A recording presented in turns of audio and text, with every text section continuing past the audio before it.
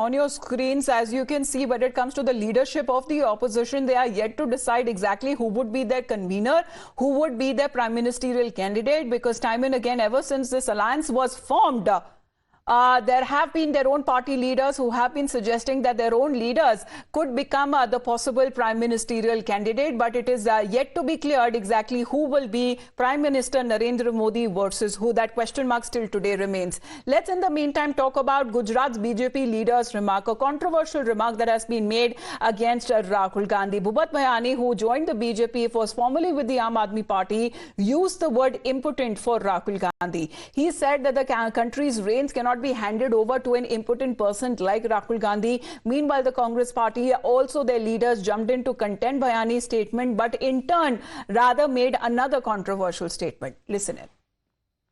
મિત્રો, આ રાષ્ટ્રની ચૂંટણી છે. આપ સૌ સમજી શકો કે રાહુલ ગાંધી જેવા નપુંસક વ્યક્તિત્વના હાથમાં દેશની કમર સોંપી શકાય. સમજી શકીએ ને બધા?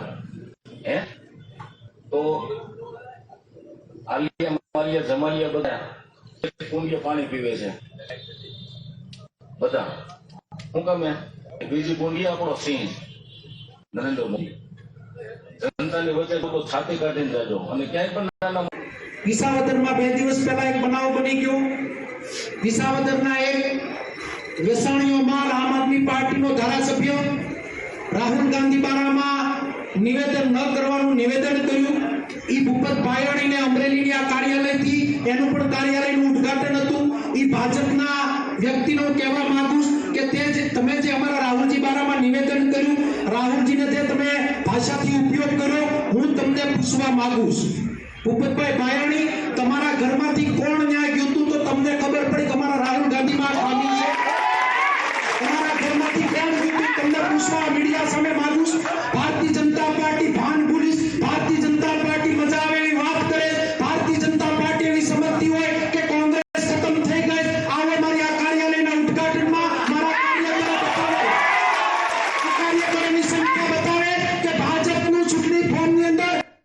Now, things didn't stop there. After Bhayani's controversial statement on Rahul Gandhi went viral, the BJP leader issued a clarification saying that his intention wasn't to hurt anyone and reminded that time and again when it comes to the top Congress leadership, that has also insulted Prime Minister Narendra Modi on several occasions. However, the Congress party leader also issued a clarification saying that the language used by the BJP leader is understood by everyone. This is another controversial remark that has been made by the Congress leader. હું કહેવા માંગુ છું કે દેશનું ગૌરવ, આપણા ગુજરાતનું ગૌરવ અને વિશ્વ નેતા, કદાવર નેતા નરેન્દ્રભાઈ વિશે પણ સોનિયાજીએ મોતના સોદાગર જેવા શબ્દ પ્રયોગો કરેલ હતા. ત્યારે અમારી લાગણીને પણ ખૂબ જ દુઃખ થયું હતું અને અમે પણ ત્યારે આહત હતા.